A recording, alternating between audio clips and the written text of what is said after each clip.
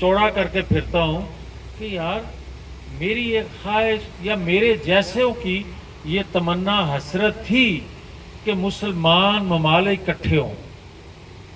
3 मुसलमान मुल्कों ने अगर दफाई मुआहदा किया है तो उसका इस्लामी ममालिक को बहुत सा फ़ायदा मिल सकता है।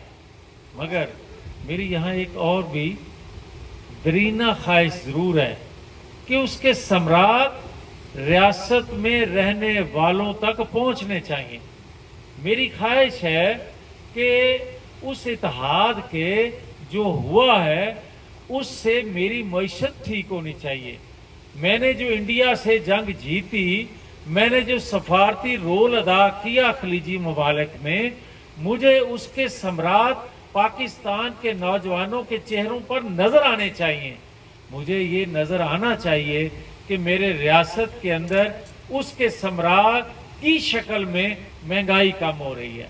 मैं उसके सम्राट नजर आने चाहिए कि मेरे बच्चों को रोजगार मिल रहा है।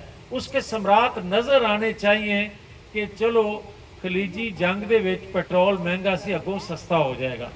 मगर कम से कम कोई होप हो तो आप वो तकलीफ सह लेते हैं। मगर जब आप तकलीफ सह रहे हो और दूर दूर तक रोशनी की किरण नजर ना आ रही हो तो वो तकलीफ सहना बड़ा मुश्किल है।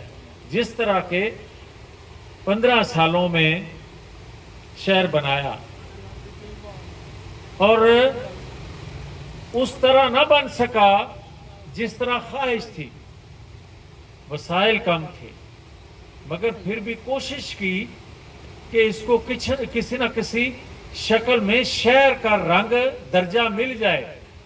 कोशिश की, मगर 2 सालों में जिस तरह फिर इसको बर्बाद किया गया, मैं तो चाहता था कि चलो नतीजे बदलते रहते हैं, लोग असेंबली पहुंचते हैं, कोई नहीं पहुंचते।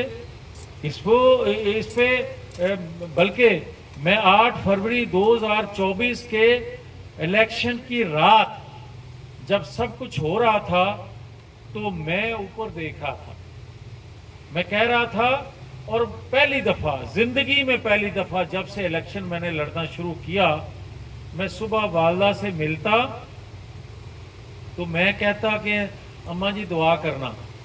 वो हमेशा मैनू कहंदे कि इंशाअल्लाह अल्लाह तेनू कामयाबी देगा।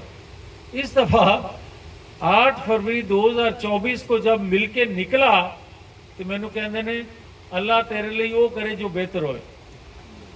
मैं समझ गया कि काम पूरा हो गया, क्योंकि जो बाहर नजर आ रहा था, जो 20-25 दिन से माहौल इंतजामिया दे रही थी, बता रही थी, वो नजर आ रहा था। मगर हार अच्छी चीज नहीं होती। इसके बावजूद भी मेरा ईमान और पुख्ता हुआ कि अल्लाह जो करता है बेहतर करता है।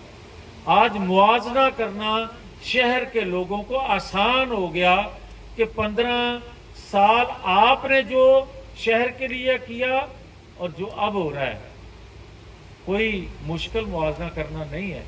तो अगर आज निकले हैं, मैं कहता था